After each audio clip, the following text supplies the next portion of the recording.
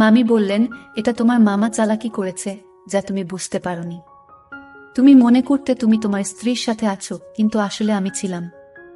তোমার মামা রাতের আধারে আমাকে তোমার রুমে পাঠাতো আর তোমার স্ত্রীকে অন্য ঘরে নিয়ে যেতেন। তিনি নিজেই সতর্ক থাকতেন যাতে তুমি সন্দেহ না করে। মিমি বললেন, আমি প্রথমে তোমার মামার অনুরোধে বাধ্য হয়ে এসেছিলাম, কিন্তু পরে তোমার প্রতি আকৃষ্ট হতে শুরু করলাম।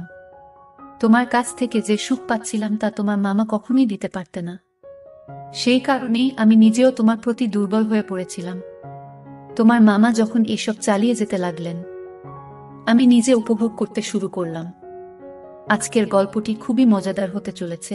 আমি শিওর বলতে পারি গল্পটি শেষ পর্যন্ত শুনলে তোমাদের দাঁড়িয়ে যাবে। তাই তোমাদের দুটি পায়ে ধরি বলি, ভিডিওটা শুরু থেকে শেষ পর্যন্ত দেখো, তাহলে খুব মজা পাবে। আমি জহির, বয়স 22 বছর। আগে গ্রামে থাকতাম। আমি আমার মামার বাড়িতে কাজ করতাম। মামি দেখতে অনেক সুন্দরী যে কেউ তাকে দেখলে তার প্রেমে পড়তে চাইবে। আমার মামি আমার থেকে বয়সে বড় ছিলেন এবং আমাদের মধ্যে বেশি কথা হতো না। তিনি তার কাজে খুব ব্যস্ত থাকতেন এবং মামার সাথেও কম কথা বলতেন। এক রাতে মামি আমাকে তার রুমে ডাকলেন আর বললেন, জহির, আজ আমার শরীর ভালো লাগছে না, তুমি আমার পাশে শুয়ে থাকো। আমি তার রুমে শুয়ে পড়লাম। মামি লাইট বন্ধ করে দিলেন। এরপর আমি তাকে আমার মতো করে পেয়েছিলাম। কখনো ভাবিনি আমি তাকে এত কাছে পাব। তখন আমি চাকরির খোঁজে ছিলাম, কিন্তু কোথাও চাকরি পাচ্ছিলাম না। একদিন আমার বন্ধু জয়নাল বলল, আমার মামা শহরে থাকেন এবং আমি তোমাকে সেখানে চাকরি দিতে পারবো। আমি বেশি শিক্ষিত ছিলাম না। জানি ভালো চাকরি আমার দ্বারা হবে না, কারণ আমি 5ম শ্রেণী পর্যন্ত পড়াশোনা করেছি, তাই অল্প শিক্ষার কারণে ভালো চাকরি পাওয়া কঠিন ছিল। গ্রামের এখানে ওখানে ছোটখাটো কাজ করে কিছু টাকা উপার্জন করতাম, যা খুবই কষ্ট করছিল। তখন মনে হলো শহরে গিয়ে কিছু কাজ খুঁজে দেখা উচিত। একদিন আমার বন্ধুর দেয়া একটি ঠিকানায় গেলাম যা তার মামার বাড়ির ছিল। সেই বাড়িতে গিয়ে দেখি আমার বস, যিনি আমার বন্ধুর মামা, এবং আমিও তাকে মামা বলে ডাকতাম। মামা আমাকে একটি কাগজ দিলেন এবং বললেন, এই ঠিকানায় চলে যাও। আমি যখন সেই ঠিকানায় গেলাম দেখি সেটা এক ডাক্তারের ঠিকানা। মামা বললেন, তিনি আমার বন্ধু। তিনি তোমার কিছু পরীক্ষা করবেন। যদি পরীক্ষাগুলো ভালো হয় তাহলে তোমাকে চাকরি দেব। মামা কথা শুনে আমি কিছুটা ঘাবড়ে গেলাম, কিন্তু ভাবলাম চেষ্টা করে দেখি। ডাক্তারের কাছে গিয়ে তিনি আমার কিছু পরীক্ষা করলেন এবং কিছুক্ষণ পর রিপোর্ট দিলেন। আমি বাসায় ফিরে মামা আমাকে রিপোর্ট দেখালাম। মামা হাসতে হাসতে বললেন, তুমি দেখতে বেশ সুন্দর, তোমার চেহারাও ঠিক আছে, তোমার কাজ নিশ্চিত হয়েছে।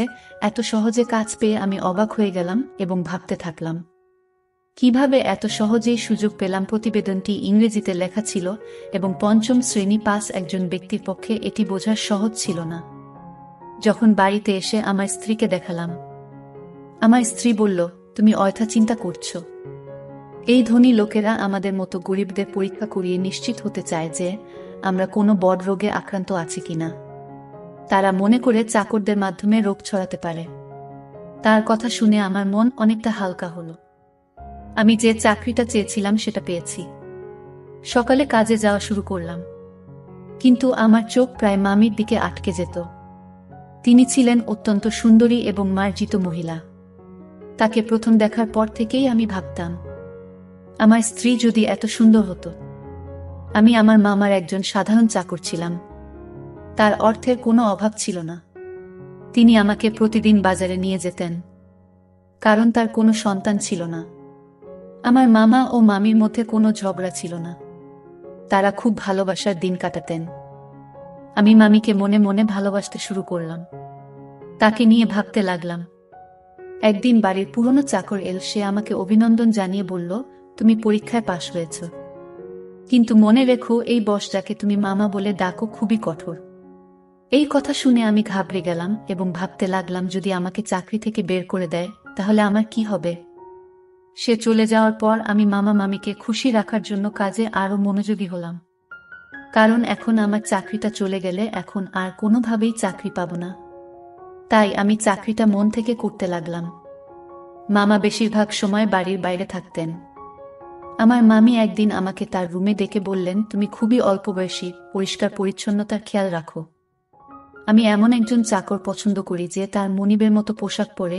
এই বলে মামি আমার হাতে কিছু টাকা দিলেন আর বললেন, এই টাকা থেকে বেতন ছাড়া নিজের জন্য খরচ করো।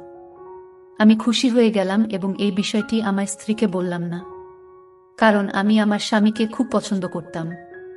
আমি স্বপ্ন দেখতে শুরু করলাম যে মামির অভিব্যক্তি দেখে মনে হতো তিনি খুশি নন। তার কোনো সন্তান ছিল না, তাই মনে হতো মামা তাকে খুশি করতে পারছেন না। আমি মামিকে খুশি করতে চেয়েছিলাম। মামির দেওয়া টাকা নিয়ে পরের দিনই একটা মার্কেটে গিয়ে কিছু নতুন জামা কাপড় কিনলাম। আমাকে দেখে মামি বললেন, আজ তোকে খুব সুন্দর লাগছে, সব সময় এমনই থেকো। আমি লজ্জা পেয়ে চোখ নামিয়ে নিলাম। আসলে আমার বিয়ে হয়েছে মাত্র 3 বছর, কিন্তু আমার স্ত্রী মামির মতো সুন্দরী ছিল না। বিয়ের 2 বছর পরে আমাদের সন্তান নিউমোনিয়া হয় এবং সে পৃথিবী থেকে চলে যান। এরপর আমার স্ত্রী সারাক্ষণ দুঃখে কান্নাকাটি করত। কিন্তু আমি একজন পুরুষ এবং আমারও কিছু প্রয়োজন ছিল। আমি চাইতাম আমাদের আরেকটা সন্তান হোক, কিন্তু আমার স্ত্রী সন্তানের নাম শুনলেই বিরক্ত হয়ে যেতেন। তিনি সবসময় আমার থেকে দূরে থাকতেন। আমার মামিকে দেখে আমার মনোভাব বদলাতে শুরু করেছিল। মামা মামি বিয়ে হয়েছে 11 বছর হয়ে গেছে, কিন্তু তাদের কোনো সন্তান নেই। মামা সবসময় তার ব্যবসায় ব্যস্ত থাকতেন আর মামি ফ্যাশন ও পার্টি নিয়ে ব্যস্ত থাকতেন। আমার মামিকে দেখে মনে হতো তিনি আমাকে পছন্দ করতে শুরু করেছেন। আমি প্রায় সিনেমা এবং নাটকে প্রেমের কাহিনী দেখতাম এবং কল্পনা করতাম। মামি আমার কাছে এসে বলবেন, আমি তোমার প্রেমে পড়েছি। এক রাতে যখন আমি ঘুমাচ্ছিলাম মনে হলো আমার পাশে কেউ আছে। মামি ছিলেন খুবই সুন্দরী এবং তার দেহ আকর্ষণীয় ছিল। আমার স্ত্রী আমাদের সন্তান হারানোর দুঃখে নিজের শরীরকে অবহেলা করেছিল। কোনো যত্ন নিত না, তাই শুকিয়ে কাঠ হয়ে গেছে। আমার মতো একজন গরিব মানুষ যখন ভাবতাম মামি কি করে চাকরের মতো জীবন কাটাব, তখন মামিকে আমার স্ত্রী ভেবে সারা রাত উপভোগ করতাম। মামি আমার দিকে তাকিয়ে মৃদু হাসতেন। আমি আমার মামির সান্নিধ্য উপভোগ করতে শুরু করলাম। কাজ করার সময় মামি আমাকে ডেকে যে কোনো কাজ দিতেন, আর আমি তা সঠিকভাবে করে দিতাম যেন কোনো অভিযোগের সুযোগ না থাকে। মামি সবসময় আমার প্রশংসা করতেন আর আমি সততার সাথে আমার কাজ চালিয়ে যাচ্ছিলাম। একদিন মামির শরীর খারাপ হলে আমি তাকে হাসপাতালে নিয়ে যাই এবং মামাকে ফোন করে জানাই। এরপর মামা হাসিমুখে আমাদের সবার জন্য মিষ্টি আনলেন। এটা দেখে আমি খুব খুশি হয়েছিলাম, কিন্তু সেদিন থেকে মামির আচরণ বদলে গেল। তিনি আমার দিকে অদ্ভুতভাবে তাকাতে লাগলেন এবং বাইরে যাওয়া কমিয়ে দিলেন। ফলে এখন শুধুমাত্র মামির সঙ্গে আমার দেখা হয় কম। কিছুদিন ধরে আমার মন মেজাজ খারাপ ছিল, কারণ আমি মামির সান্নিধ্যে অভ্যস্ত হয়ে পড়েছিলাম। আমার মনে হয়েছিল আমি হয়তো মামির প্রতি আসক্ত হয়ে পড়েছি। তবে আমার কাজ চালিয়ে যেতে লাগলাম। সময় চলে গেল এবং অবশেষে সেই দিন এলো যখন মামি একটি সন্তানের জন্ম দিতে চলেছিলেন। কিন্তু মামা আর আগের মতো খুশি ছিলেন না। তিনি সবসময় চিন্তিত থাকতেন। আমি ভাবতে লাগলাম মামা কেন খুশি ছিলেন না। আমি যখন বাবা হলাম তখন আনন্দে উঠেছিলাম, কিন্তু আমার মামাকে খুব চিন্তিত দেখাচ্ছিল, যেন কোনো বড় বিপর্যয় আসন্ন। এক রাতে মামা আমাকে তার ঘরে ডেকে বললেন, এই ব্যাগটা নাও। যদি আজ রাতে আমার স্ত্রী সন্তান জন্ম দেয় তবে এই ব্যাগ ব্যবহার করো এবং সন্তানটিকে গোপনে সরিয়ে ফেলো। আমি কখনো আমার কোনো নির্দেশ নিয়ে প্রশ্ন করিনি, তাই সেদিনও কিছু বললাম না। কিন্তু আমার মন খুব অস্থির ছিল। বারবার ভাবছিলাম কেন মামা তার সন্তানের জীবন নিতে চাইছেন। রাত গভীর হলে মামি ঘুমিয়ে পড়লেন, তাই আমি গোপনে তার রুমে গেলাম। মামি তখন চোখ বন্ধ করেছিলেন। আমি মনোযোগ দিয়ে তার দিকে তাকালাম। মামির মুখের সেই চিরচেনা সৌন্দর্য দেখে আমি মুগ্ধ হলাম, কিন্তু আমার অবস্থান মনে করে মামার কথা মেনে নিলাম। মামা নির্দেশ অনুযায়ী কাজ করার জন্য তিনি আমাকে টাকা দিতেন। আমি গোপনে মামার দেয়া ব্যাগটি তুললাম আর বাচ্চাটিকে ব্যাগে ঢোকাতে শুরু করলাম। তখন মামি হঠাৎ আমার দিকে তাকিয়ে হাসলেন। আমি শিশুটিকে লুকিয়ে রাখছিলাম এবং মামি আমাকে দেখে বললেন, তুমি কি সত্যিই শিশুটিকে হত্যা করতে চাও? মামি আমাকে জিজ্ঞাসা করলেন, তুমি কি তোমার মামার নির্দেশে এসব করছো? আমি চমকে উঠলাম এবং বললাম, আপনি এটা কি বলছেন? মামি বললেন, তোমার মামা এই শিশুটিকে মেরে ফেলতে চায়, কারণ সে ভয় পায় যে এই শিশুটি তার নয়। তার কথা শুনে আমি স্তব্ধ হয়ে গেলাম। আমি অবাক হয়ে ভাবতে লাগলাম, এত কিছুর পরও এটা কিভাবে সম্ভব? মামি বললেন, তোমার মামা সন্দেহ করছে যে এই শিশুটি তার নয়, তুমি এর বাবা, তাই সে এই কাজটি করতে বলেছে। সেই শিশুটির বাবা তুমি। এই কথা শুনে তাকে বললাম, তবে আপনি কেন বলছেন আমি এই শিশুটির বাবা? আমি এসব কথা শুনে স্তব্ধ হয়ে গেলাম। আমি বললাম, আপনি কি চান আমি এই শিশুটিকে বাঁচিয়ে রাখি না? মামি হাসলেন এবং বললেন, এই শিশুটিকে জঙ্গলে ফেলে দিও না, কারণ এই শিশুটির বাবা তুমি। আমি আরও বিভ্রান্ত হয়ে গেলাম, কারণ মামি বলেছিলেন যে তিনি কখনো আমাকে স্পর্শ করেননি। তার কথাগুলো শুনে আমার মনে হলো আমি যেন স্বপ্ন দেখছি। আমি সোফায় বসে ভাবতে লাগলাম, এত সুন্দর একজন মহিলার সাথে যাকে আমি মামি বলে ডাকি, এমন কিছু ঘটেছে কি? আমি মামিকে জিজ্ঞেস করলাম, আপনি এত সুন্দরী, কিন্তু কেন এমন করলেন? মামি বললেন, আমি খুব সুন্দরী, কিন্তু আমার পরিবার খুব গরিব ছিল, তাই আমি তোমার মামার সাথে দেখা করতে এসেছিলাম। তোমার মামা মতো ধনী হওয়ার ইচ্ছা ছিল, তাই আমি তাকে বিয়ে করি। আর সে আমাকে প্রস্তাব দেওয়ার সাথে সাথে আমি তৎক্ষণাৎ হ্যাঁ বলেছিলাম, কারণ আমি ধনী হতে চেয়েছিলাম। আমার বাবা মা ও তোমার মামার সাথে বিয়ে দিতে রাজি হয়েছিলেন, কিন্তু বিয়ের কিছুদিন পরেই জানতে পারলাম তোমার মামার সন্তান হওয়ার সামর্থ্য নেই। অনেক চিকিৎসা করানোর পরও কোনো ডাক্তার তাকে সুস্থ করতে পারেনি। তিনি মা হতে চেয়েছিলেন এবং এর জন্য তিনি যা করতে প্রস্তুত ছিলেন। তারপর তিনি তার চাকরির মাধ্যমে একটি অদ্ভুত পরিকল্পনা তৈরি করেছিলেন। তাই তিনি সবসময় চাকরদের নিয়োগের আগে পরীক্ষা করাতেন। তোমার মামা তোমার মাধ্যমে তার পরিকল্পনা সফল করতে চেয়েছিলেন। মামি বললেন, এই শিশুটি তোমারই সন্তান এবং তিনি চান না যে এটি প্রকাশ্যে আসুক। তিনি শুধু জানতে চেয়েছিলেন তিনি বাবা হতে সক্ষম কিনা। তাই আমাকে চাকরের সাথে ঘুমাতে বলেছিলেন। মামির এই কথা শুনে আমি আরও হতবাক হয়ে গেলাম এবং কিছু বলতে পারলাম না। তিনি বলতে লাগলেন, তোমার মামা আমার জন্য অনেক চাকর নিযুক্ত করেছিলেন, কিন্তু আমি যাকে ভালোবাসার যোগ্য মনে করতাম তাকে গ্রহণ করতাম। আমরা অনেক চাকর বদল করেছি, কিন্তু তোমাকে প্রথম উপযুক্ত মনে হয়েছিল। প্রথম দেখাতেই তোমার প্রতি আমার আকর্ষণ জন্মায়।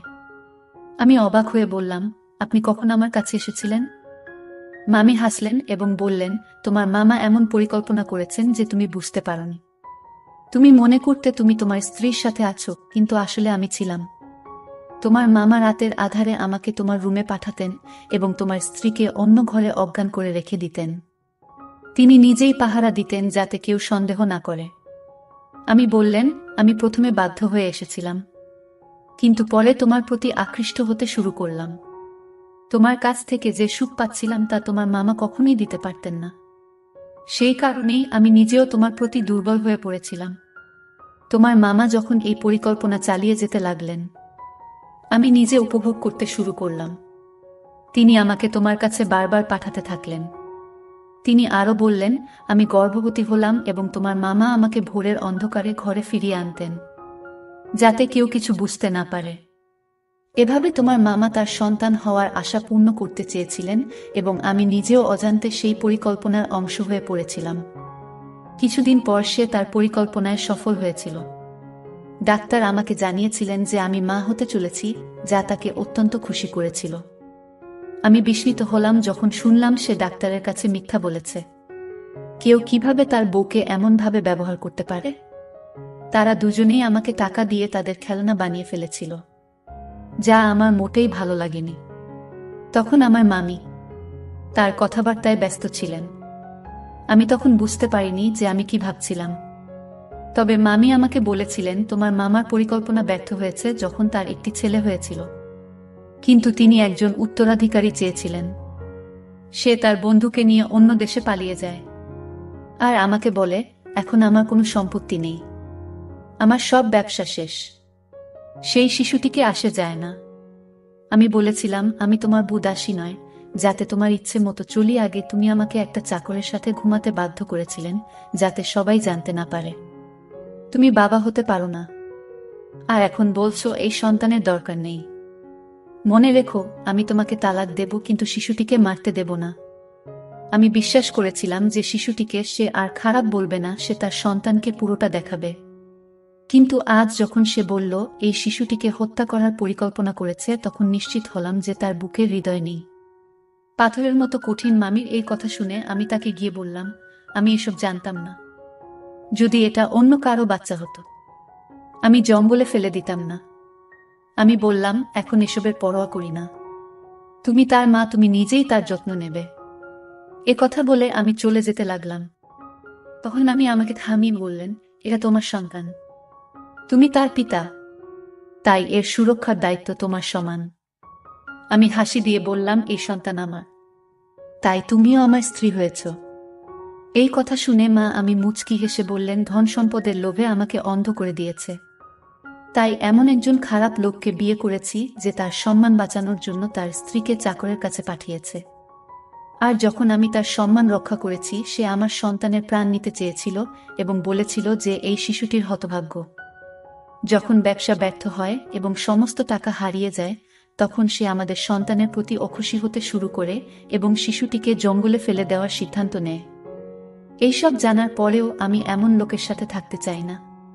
আমি মামির দিকে তাকিয়ে জিজ্ঞেস করলাম, এই সন্তানের জন্য আপনি কি একজন চাকরের সাথে থাকবেন? মামি বললেন, তুমি গরিব হতে পারো, কিন্তু তোমার মন অনেক বড়। তাই আমি তোমাকে বিয়ে করতে চাই, যাতে আমাদের সন্তান বেঁচে থাকে এবং ভালো জীবন পেতে পারে। মামি আমাকে জানালেন তিনি মামার থেকে ডিভোর্স পেয়েছেন এবং আমরা একই বাড়িতে সুখে থাকতে শুরু করি। মামি সেই বাড়িটি আগেই তার নামে পেয়েছিলেন। কিছুদিন পর যখন আমার স্ত্রী বিষয়টি জানতে পারেন, তিনি আমাকে ছেড়ে চিরকালের জন্য তার বাবা মায়ের বাড়িতে চলে যেতে চান এবং তালাকের প্রক্রিয়া শুরু করেন। কিন্তু আমি যখন পুরো ঘটনা আমার স্ত্রীকে জানালেন, আমি তাকে অনেক বুঝিয়ে শান্ত করি। অবশেষে আমি আমার দুই স্ত্রীর সাথে সুখে সংসার করতে শুরু করি এবং আমরা সবাই মিলে সুখে থাকি। আজ আমি খুব খুশি, কারণ আমি জানতাম না যে আমার জীবন এত সুন্দর হবে। গল্পটা কেমন লাগলো জানাতে ভুলবেন না। এরকম আরো মজার মজার রোমান্টিক গল্প শুনতে চাইলে ভিডিওটি লাইক, শেয়ার এবং সামিয়া ব্লগ চ্যানেলটি সাবস্ক্রাইব করতে ভুলবেন না।